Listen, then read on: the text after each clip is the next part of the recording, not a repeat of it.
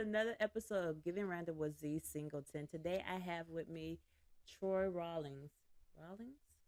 You said it right, Rawlings, like Yeah, raw that's what links. Rawlings. Well, you know what? I actually messed up somebody else's because you know how you think you're pronouncing it correctly by what you see, and it's like, no, that ain't my name. Yes, That's how. pronunciating. Yes, pronouncing the I gotta name. look that up. Pronouncing. Well, that pronouncing I is think it's not a word. pronouncing. Is Look it that up. pronouncing? I'm Super not producer, can you look up pronunciating? See if it's. pronunciate Don't worry, I'm gonna mess up a like three words. word. I always mess up words. That's one thing. People always say to me, "How did you get a degree?" You can get a degree without knowing proper English. Man, all the way. And the thing you gotta think about, like AI didn't even exist for me at that point. No, So I no. I just had to go off what I knew, Right, right. and I think the teachers just always felt for me. She is an inner city child, It's so like maybe that's cold blooded. that's That's cold that's blooded. why. We're not gonna mention what city because you about to Yeah, get we some not funding taken away. look it ain't like it's a good situation anyway for them. But let's go ahead and go. So you're basically an actor, speaker, book writer, and you got so many more things happening for you. You've also done radio, and uh, you're on a tour right now, right? Well, I've been doing the Taboo Talk tour, a sex, love, relationship, comedy based tour, Mm-hmm. based on an erotic book series. I do my friend Yonder, Mm-hmm. uh, book author Yonder. We started.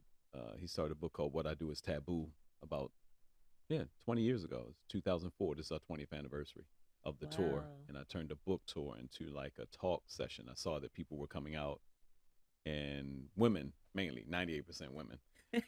Like there's two guys at every show. It's like, but they would come out. Women would come out, and they'd be open to talk. Women, y'all are already. Most women are open to talk about pretty much anything because y'all start so young with relationship talk and life talk and sex talk, and your bodies start developing younger. Your minds. You got a baby doll at 2, and Barbie and Ken at 4. You got a house Right. and dog and all this stuff by 5. A dude's playing with balls, and you're like, I want to be your boyfriend and girlfriend.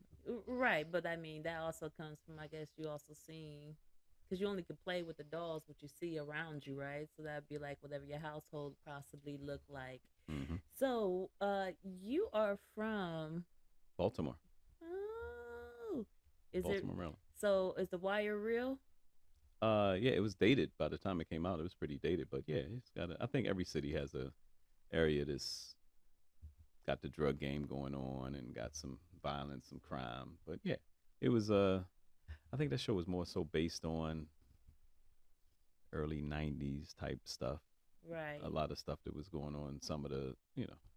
But it's definitely some real. A lot of depth to it. A lot of the darkness. I don't know as much on the police side of Mm-hmm. the development of the show, Right. but a lot of street stuff was pretty accurate. Okay. So what made you move from Baltimore and come out to L.A. La La semi Land. sunny California? Yeah, it's the weather's dry changing. dry California. Um, you know what? It was like I felt like I hit kind of a glass ceiling in Baltimore. It was time to do the next thing. Hmm. Um, but I love Baltimore. I'm a Baltimore brat. But I always tell people I moved here at 32, not 22. So I'd already established some things. I already done some things in the city, Hmm. and I wanted to see how my live show production skills translate into TV and film. Okay. And I'm more so a comedian than an actor. I've done more comedy. I've been doing professional comedy now for 23 years. So little acting pieces here and there. I'm Right. open.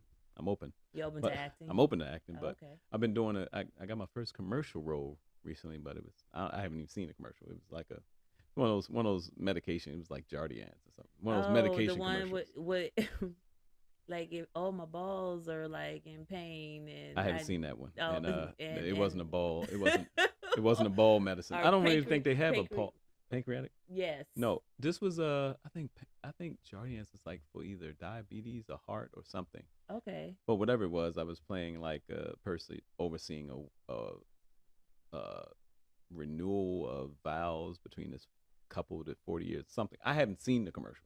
Like it's playing somewhere Oh, because they probably at paid me. night about 2 o'clock in the No, morning. some commercials play in other regions. Like you could do a commercial and not see it, Oh, and it's not, if all of a sudden it gets national, I don't. I have to get one of those.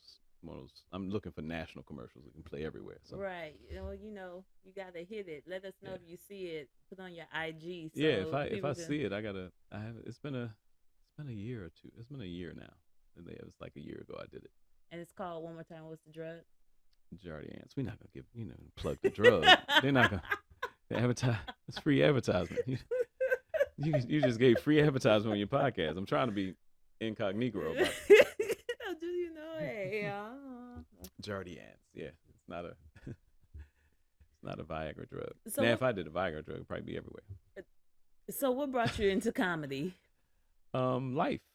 Most I think people are funny. I think some people are born funny. Now, the comedy craft is something you venture into and learn and see if you want to experience. Like the cat that's funny at school or funny at the family parties might not be funny on stage. Yeah. So it's we were just talking about that. So it's definitely a craft to it. But I was always, I think for me, once I found out that you could make somebody laugh that you were either scared of, if my mother was upset about something, my father was upset about something, and there was a funny point, it changed everything. If they were sad and it was a funny point, it changes everything. And you see those instances.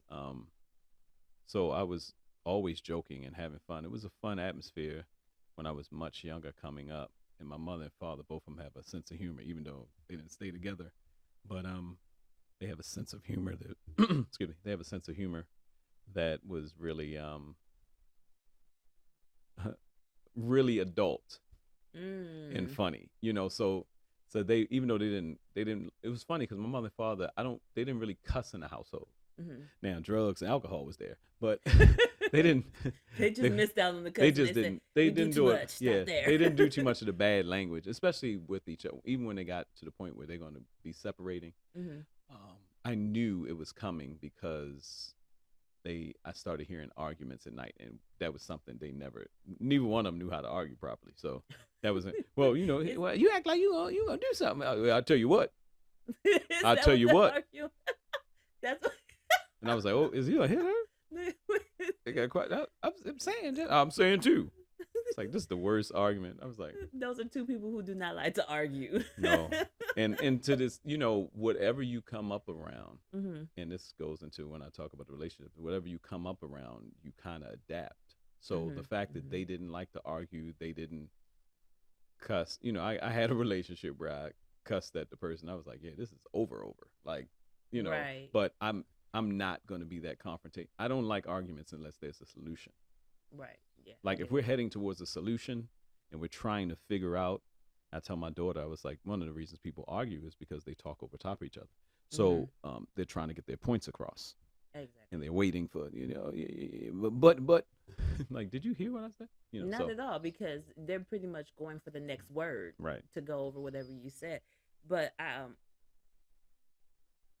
know we're talking about just where the comedy started and everything. It started in the household, and then seeing people ask, what are your some of your comedy influences? And I start saying, well, John Ritter, Jerry Lewis, Abbot Costello, Laurel and Hardy. They were like, what about like Richard Pryor, Red Fox? I was like, yeah, Red Fox stand for something. But I had to get a little older to understand Richard. He was comedic acting was all around. So Richard and Red Fox was doing Sanford and Son. Richard Pryor was doing movies. He was like the superstar at one point in time. Right, Richard Pryor right. could do no wrong. So anytime you see him, it was that. But so I love that. But John Ritter for me, like Three's Company, like that show. Like even when I moved to California, it was like, yeah, it's gonna be come on knock on my door. It's gonna be going down. It's Three's Company was the show. He was like the low key pimp. Yes, he was a Look pimp. at that. He was a chef. He acted gay to stay with these two girls to have an apartment. Right. He was a chef, and he was dating women on the regular. I was like, that dude. And he was funny. He was just flat. John Ritter was one of the funniest people I think coming up, him and Robin Williams, when it comes to the Yes. physical comedy, you know, of course, I love Saturday Night Live, Chevy Chase. Physical comedy is something. It's funny because stand up doesn't always allow you, because you know you got to be cool and stuff like that. But the Right. physical part of comedy I really like. But then when I was, I don't know if I was 87, so I was 12. In 87, they allowed me to pay my money to go in and see Raw. And me and my friend Vincent, my best friend at the time, Vincent, we went in to see Raw by Eddie Murphy. And I remember Delirious came out and everybody, we watched over somebody's house and was watching the video. Everybody's laughing and stuff. The jokes were good and I got it. It was funny, but it was like, you know, but when I went to see Raw in the movie theater, changed Right. my life. But I was like that. And it was mainly because, not just because he was funny, but it was like he was talking. It wasn't like he was doing material. It was like he was talking. And then he was talking about relationships. Mm-hmm. And some of the stuff he said about relationships, then people try to hit now. And I mean, to me, Eddie Murphy is definitely the GOAT, because you can't find a comedian, especially a black comedian, Mm-hmm. that does a comedy special and doesn't at least wear leather once. Look at There is wait. not Nick Cannon tried not to pull it off. one. Dion Cole, he gonna have some Yeah. leather pants Yes, on. he is all day long. Kevin Hart had leather on, and Martin Lawrence. Mhm. Everybody wears leather After all, on a comedy special because of Eddie Murphy. do you think he will ever do another comedy? Yes, I do. But and I'm looking forward to it, because him being a father and the different things, and each time he goes, it's people now that say they go to Eddie's house or they do something with Eddie, and they still say, like Robert Townsend and Chris Rock, they say, and Robert Townsend, Chris Rock, and Adam Sandler all say that Eddie Murphy is still the funniest person they know, and Dave Chappelle. Mm. So it's not like he can't, when he wins these awards and he does a little 2 or 3 minutes, Mhm. you know, and his mentality is that, because he remembers the routine, you know, to get an hour comedy special for some people, you have to, not even some people, it takes time Right. going to find the right material, stuff like that. I'm blessed to be able to do a lot of improv. They call it crowd work now. Okay. You know, I call it improv. They call it it's a big push for crowd work. But if you go on YouTube, I have a special Raw and Cut Clean, and it's like an hour and 40 minutes. Right. So a lot. Well, you did explain that improv is the crowd. It's now called crowd work. But Yeah. like, just I'm thinking for like me and other people who may not understand exactly what like improv and Crowd work is just talking to the it's you know, it's kind of, if the stage had a fourth wall and you're just talking to the audience. I've always talked to the audience, because when I first started doing comedy and started getting in the comedy club circuit, and you do 7 nights of, you do 7 shows in like a weekend. That's and a lot of shows. That's how the comedy clubs pimp and make their money. No offense, but that's how they make their money. I mean, the comic may make a good little piece, but he has a run of comedy shows. So if he's making 5, 10, 15,000, or the top comics can make buku money. But the club makes its money off their 2-drink minimum. If you have a comedy club that holds a minimum of 250 people, and you do the math, they got 7 shows in a weekend. You look at comedy club, yeah, they paying their out of their budget. But if they have a weekend where they just selling, and it's a popular comedy club, and they selling out, and they don't have a high budget, you know, these comedy clubs are clearing, you know, $30,000-$60,000 in a weekend. Wow. So now somebody's like, oh, that's how it works. I need a comedy club. But I looked at that, and I looked at the numbers, but it was some of the comedians I would work with, headliners, and I was like, man, they doing the same material all the time. But that's how comics make their money, and that's how most comics don't travel back to a city for a year, because they have to do a new set, new comedy, new jokes. But they can travel. I mean, think about how many cities it is in the country. If you're a popular comic, you can make some good money. Right.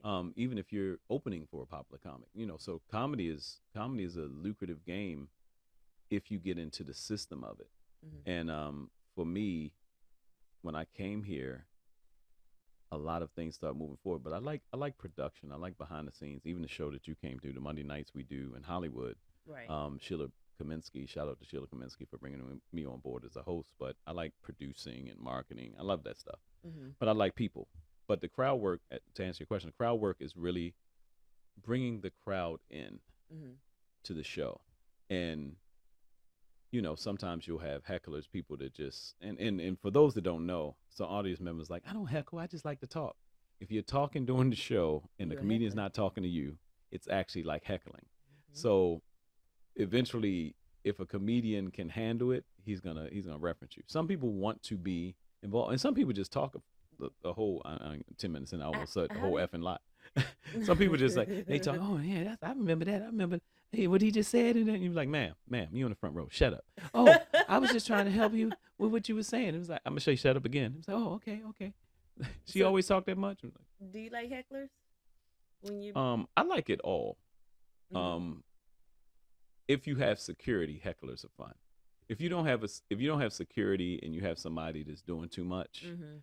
then you have to be mindful of how you handle. Meaning that if you're at a mainstream club and they got security and you're going back and forth, and you're like, all right, be quiet, that's enough, and they don't know, it's hecklers are not a problem to me. What's a problem is people that purposely interrupt the show because they have a mental problem, or because some people Mm. have mental issues. They're like, you say something to a woman, and he was like, yeah, ma'am, you just said nothing. You say a joke. He's like, he ain't gonna be doing that to me. You ain't be talking like it. You're like, whoa, what just Did you happened? forget where you was This is at? comedy. Yeah. I know comedy. This just keep in the joke. Yeah. He was like, whoa, what did I say? Let me go back and rewind this. Okay, I Right. say, are you here alone? Oh, I'm Yeah. sorry. Well, some people can't handle it. Yeah. So. So it's fun if you know how to do it. There's some amazing folks in comedy. I love seeing newer comedians. I love seeing older comedians work. There's some people that live and die by their material, Mhm. But I've even seen Jay Leno do improv and stuff. But people like uh, Jerry Seinfeld, Jay Leno, some people just go up there and you're gonna get jokes Right. and amazing material, and that's gonna be the experience. You'll remember the jokes. I found that I like the spontaneity of throwing improv in. Mhm. And if I do have here's the hook for some people that's trying to work on that crowd work. You work on your material because crowd work is the lead in.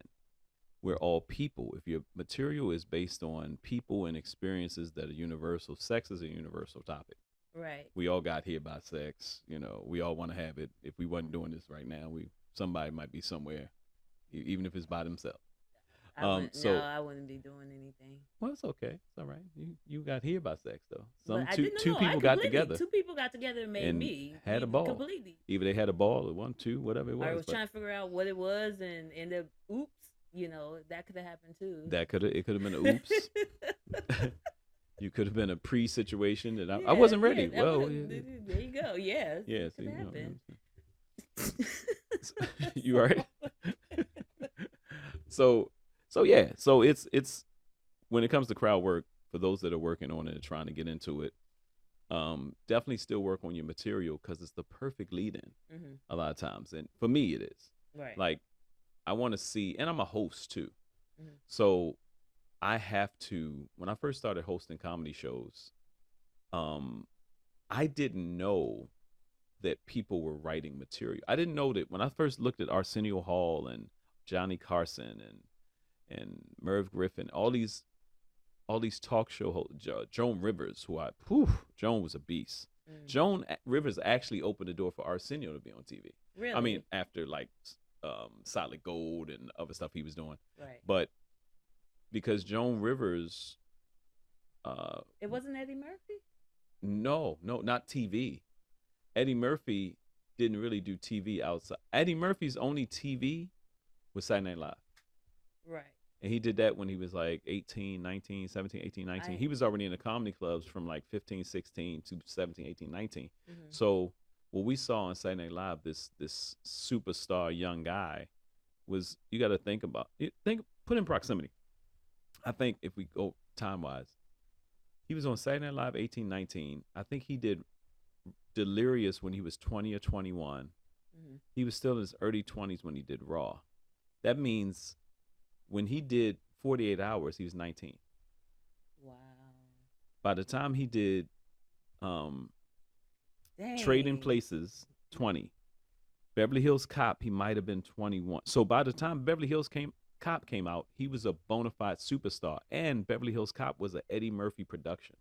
Jerry Bruckheimer worked with him. Mm. on that film.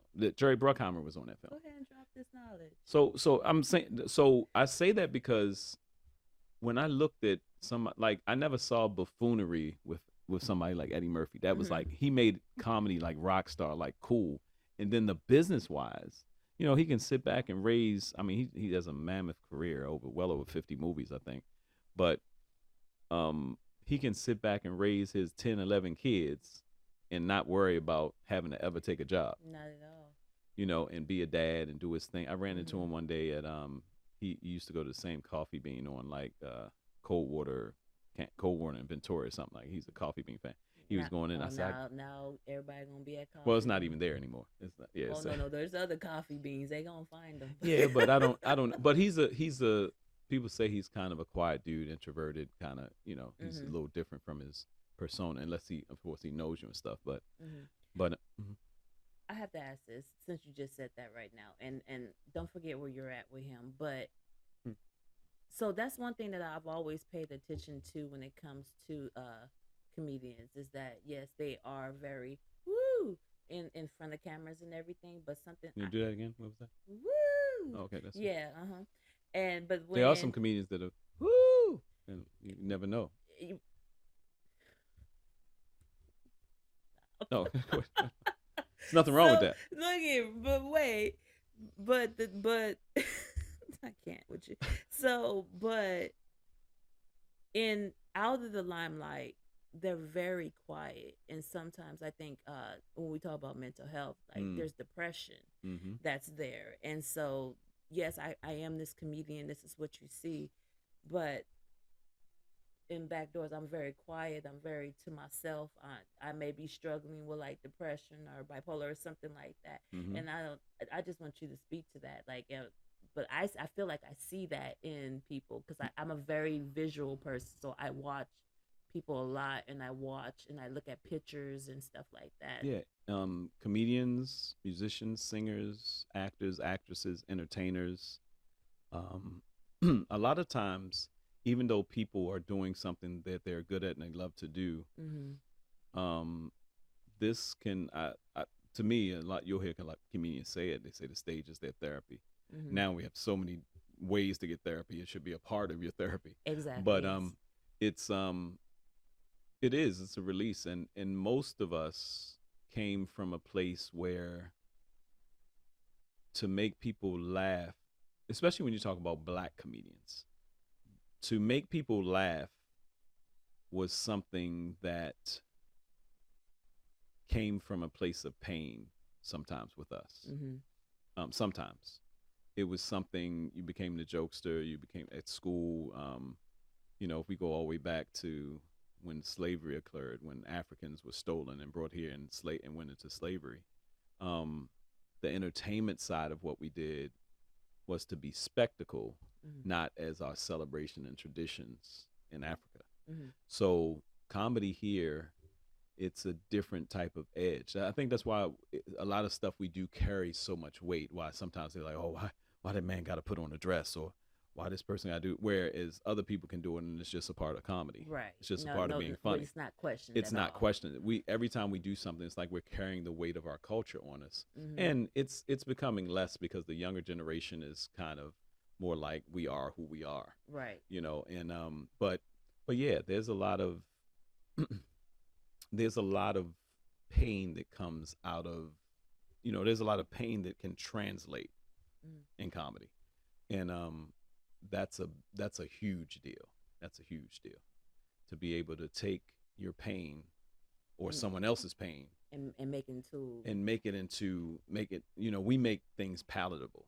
You know, politics, pain, sex, love, relationships, stuff people go through, and make it laughable and make it more digestible. A friend of mine, Andre Bailey, he's a comedian and he's doing some classes, but he was like, we're really doctors. And they say laughter doeth good like medicine. And we are a type of therapist.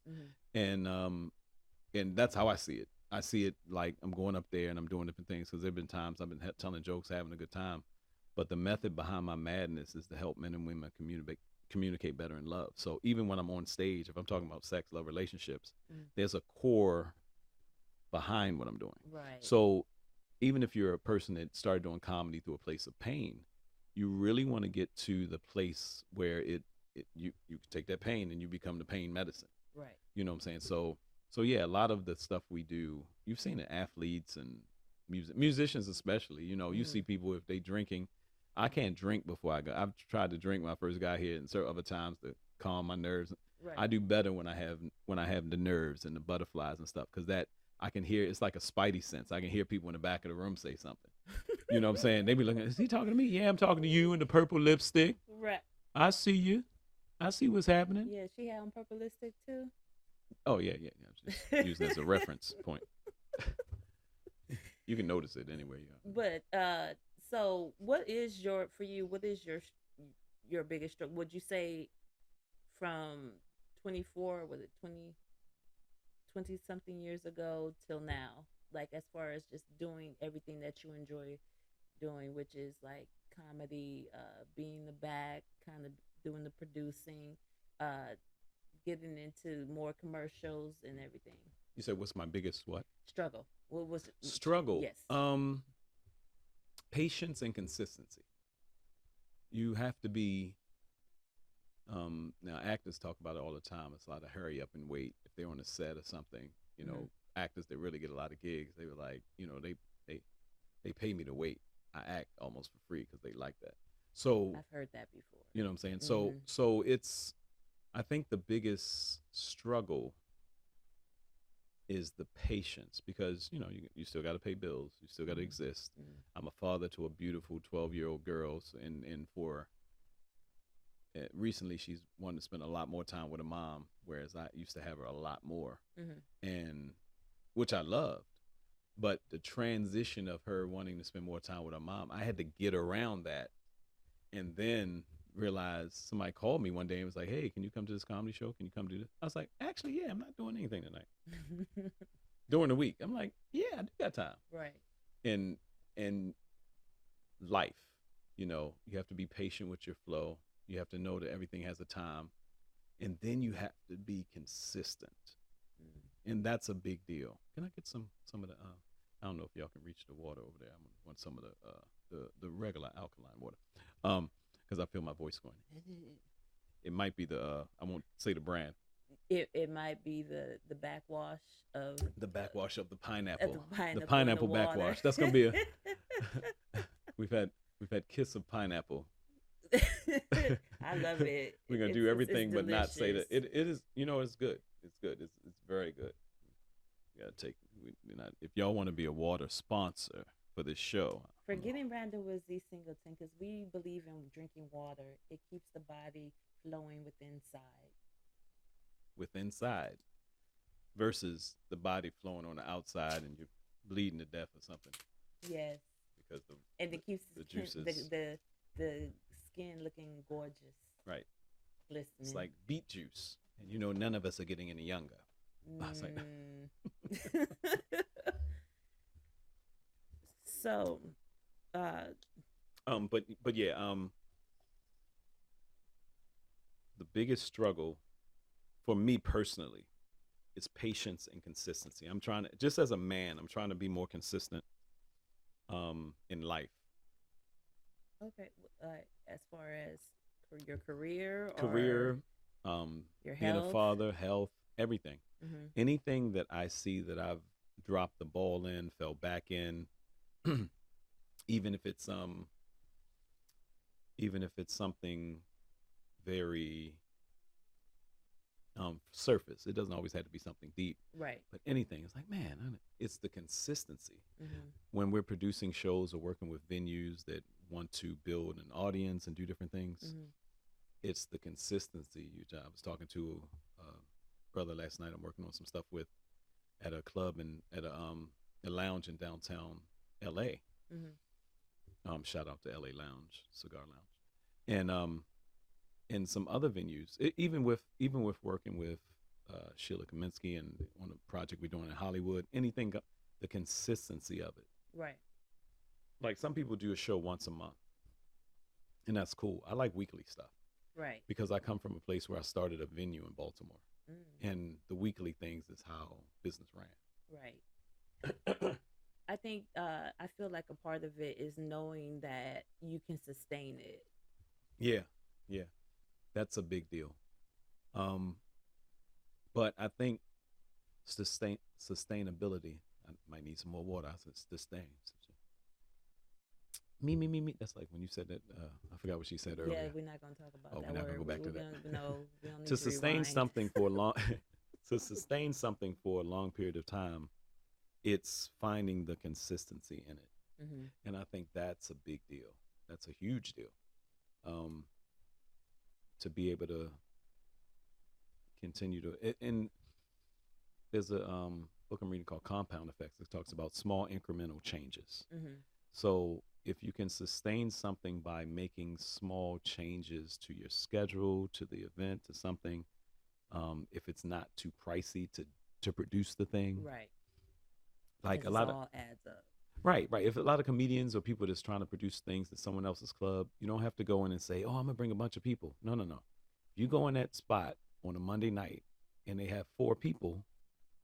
If you bring two, That's more than the 4 people that were there last week. right, Yeah. and it's the little small incremental things. If you Mm-hmm. if there's a patience level there, Mm-hmm. so yeah, those are the two biggest struggles for me: patience and consistency. And the way you're working on it is little by day, Yeah, reading just books on well, it. also routines. Mm-hmm. Okay. Just like you brush your teeth, and make your bed. Oh, you should do those things. Huh? You should do those things. Yes, Oh. yes, you should. Every brushing your teeth, especially. Yeah, Oh yeah. yeah, every day, every twice, I'll after think about every that meal. Yeah, after every minute. we got good I'll enough explain it. distance where I'm not, getting anything. And the crystals, I know crystals take halitosis away. So Does it really? Okay, didn't know that. Thank you for that knowledge. But no, that you wasn't real. I want some look crystal people at like that is a lie. look at they like let me tell You gonna see her. someone out there is like You gonna see. ah.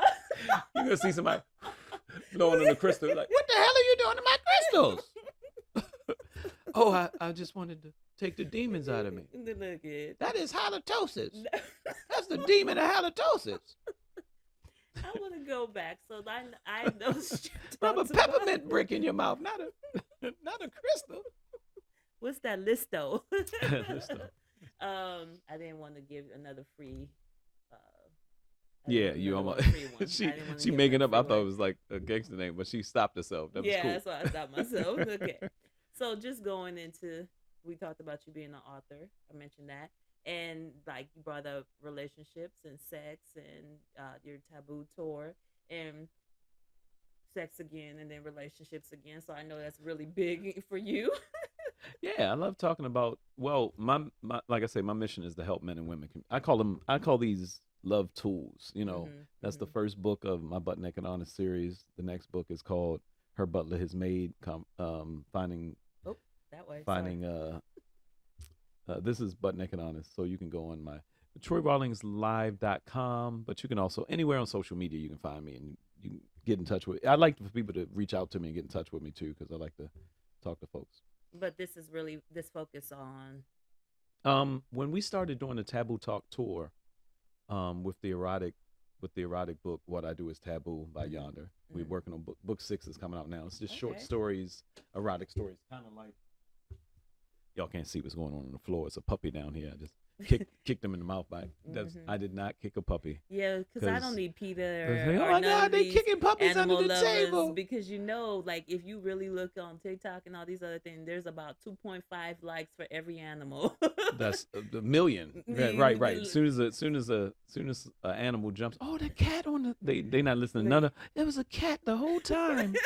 Watching the interview. Who's that cat? You're right. Then Morris got his own page. Look at Gizmo, right. Oh, looking cats. He's the interview cat. You put a hat on him in the microphone. Stop.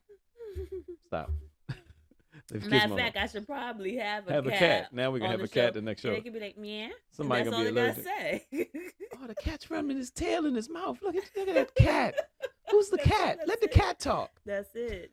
Right. I don't have to say nothing but just stare at it, and everybody would love it. 2.5 million. 2.5 million likes. I'm really tripping. This one, Butt Naked Artist, came from a book tour, and when we were doing a book tour, we had one book, but a lot of when I changed the tour to letting people, the comedy aspect of it, we used to give them a sheet, are you an orgasm chaser? What's the wildest place you ever had sex with? And just have people fill out these things. Women would sit down and fill it out like, oh, that's funny. Guys be like, you want me to answer all these questions? Like, yeah, man, go ahead and answer the question. Should I put my name on the top? No, I said, no, you don't got to put your name on top. This one about swallowing, is that mainly for women? Brother, just answer the question.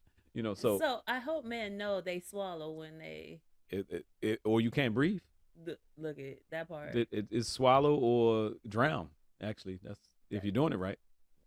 Okay. And we ain't even had to say what we were saying. Everybody know what we're talking about. Exactly. Because they said I couldn't cuss for the first 10 minutes, and I don't know how deep we are. I don't want to, We are way past 10 minutes. Yeah, but I don't want to. It's a good flow. When I have a good flow and I don't have to cuss, I don't want everybody to think that when I talk about sex, love, relationship, I gotta cuss and say, but I don't have to. What is one of the questions that like made you go, kind of like, oh my goodness, it went because what started happening is I would have them. It's one thing when you get people. We used to try to get people into a rhythm the first couple years. Mm-hmm. And when I moved to California, so 2004 we started. I moved to California in 2008, mm-hmm. and I did a event at my friend's house in View Park where I recorded my first TV pilot, and had them filling out stuff. But I noticed it went back to, it's not everybody.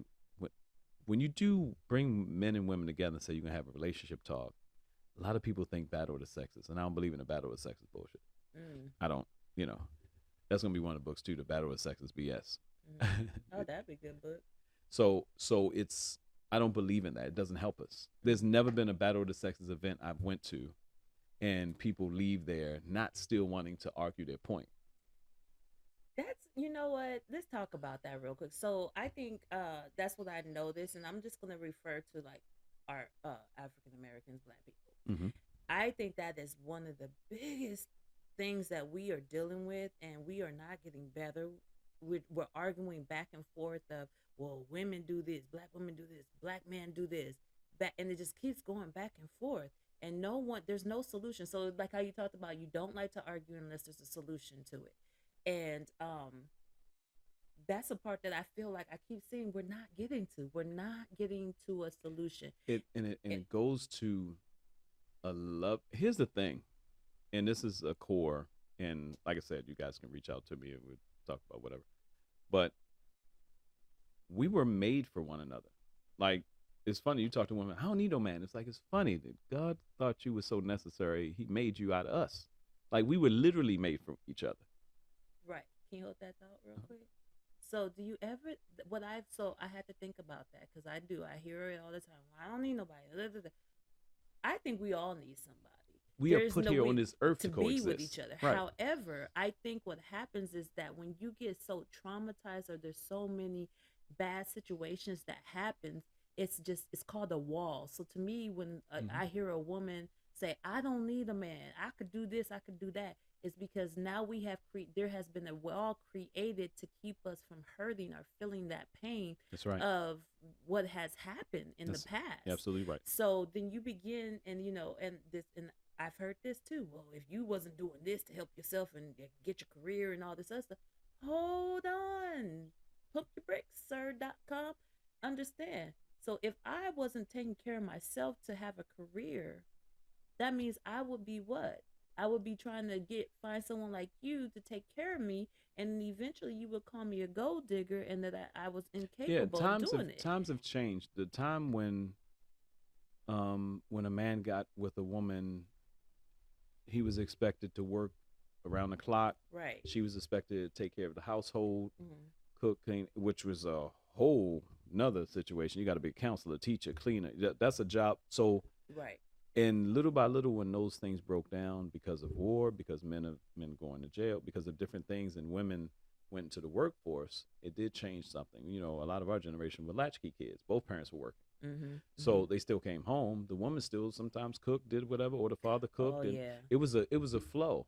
Mm-hmm. The more the family structure broke down and things changed, the more relationships changed. Mm-hmm. The less grandmothers and mothers that were saying, baby, let me tell you something about men.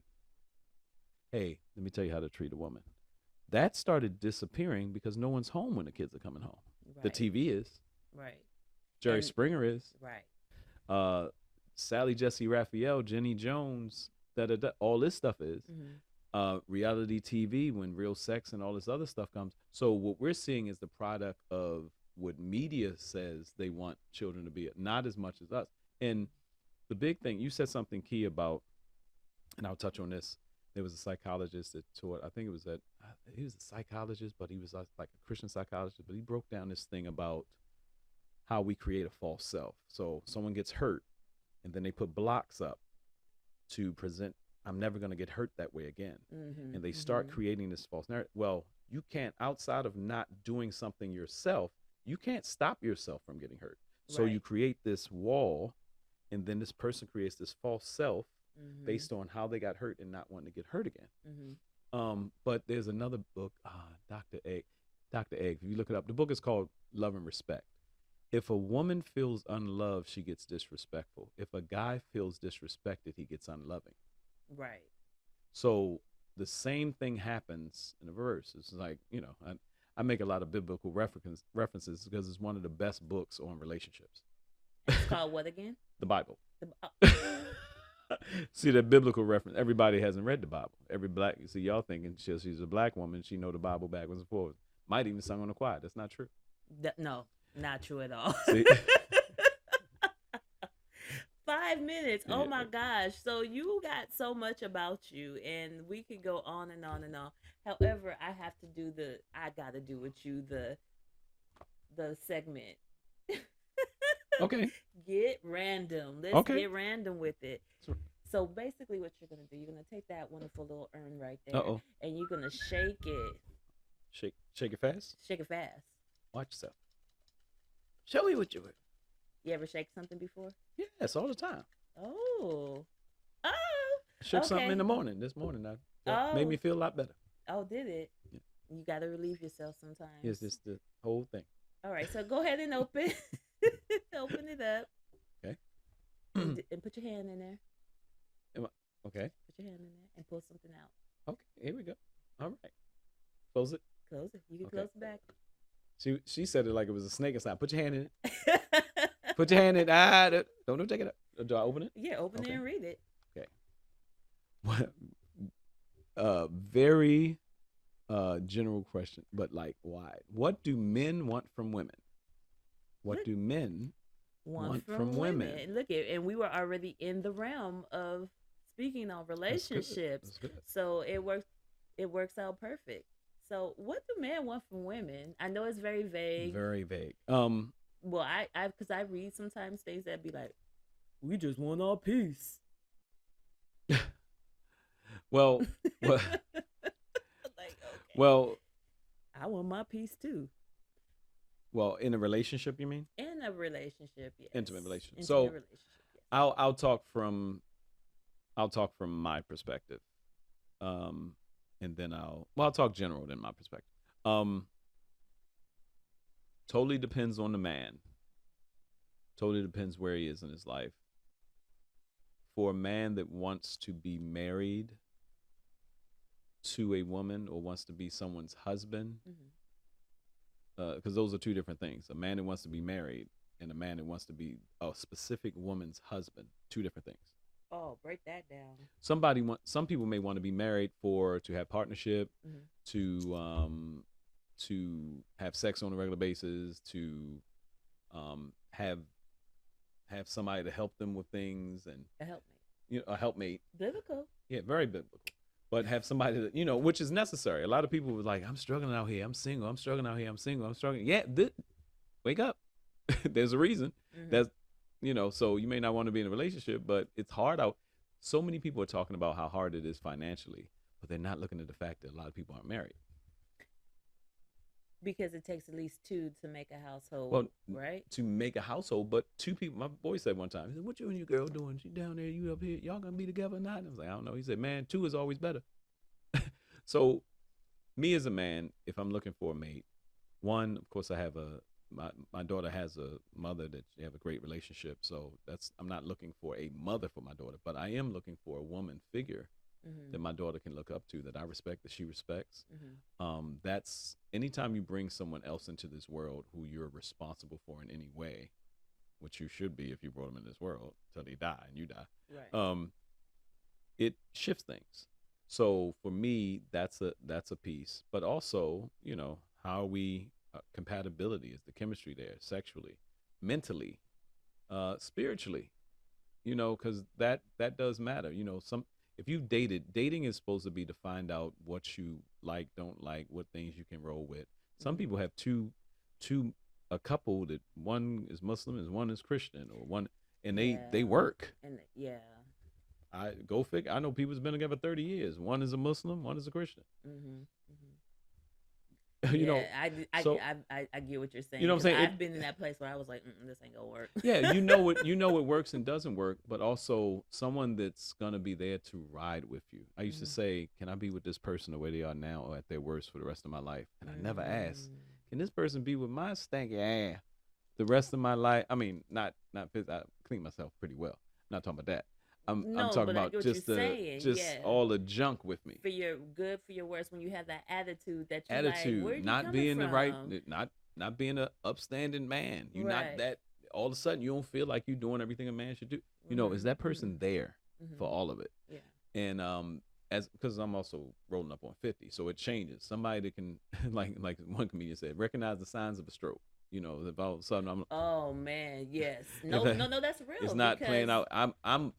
I don't need. Also, I do entertainment outside. If I'm going outside, it's usually some kind of work scenario. I'm not the type of person that's gonna hang in a bar, hang in a club. I'm not really a heavy drinker like that.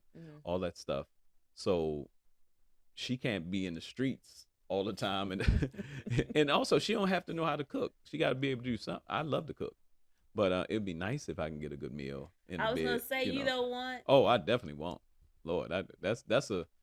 Y'all can play this game as you want to. Let me be asleep and wake up. Hey, you hungry? And I wake up and a tray of food is. I ain't gonna say nothing wrong, but I'm just saying. The simple thing for men, and when they mean peace of mind, because men can't handle arguing with a woman. When men don't like real men don't like to argue, right? Especially with a woman. It's no fight or flight there. So, but yeah, I know you're gonna. But we'll get into this in part 2. I gotta go deep. Yeah, it's a lot. Yeah, we could keep going. So, all right. Well, what is your self-care? Just being that everything that you do, and just being a dad with just all you do, your busy schedule. Because I know, like, I see you on IG, and you're always coming up with new ideals and everything, and you make it happen. So, what's your self-care for you? The one thing I like about California, past this rainy, it's going to be a beautiful year this year with all this rain, but walks. I take long walks, exercise-wise walks. I love the beach. I've been getting back to the beach a lot more, just walking being near the water. I love to cook. Cooking is a therapy for me. Washing dishes is a therapy for me. I got some dishes for you. No, not that. Oh, okay. And bubble baths. Y'all soak your tail. Get some bubbles in a bath.